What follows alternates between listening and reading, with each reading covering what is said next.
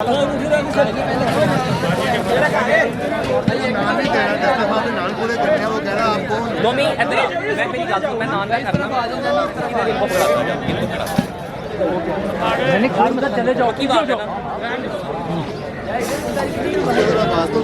Sir उधर चले जाओ पीछे हो जाओ उधर जगह एक सेकंड अपने बंदे कौन थे भाई एक बार जाने ले भाई छापरा ही भाई जाते वो दो मिनट खड़े होके नहीं अंकल जी यार ये यार करवाओ यार खड़े होके नहीं मिलना दिखाओ फिर खड़े हैं नहीं ये आगे दे दिखाओ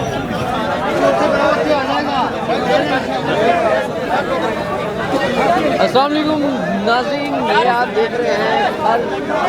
एंटरटेनमेंट चैनल।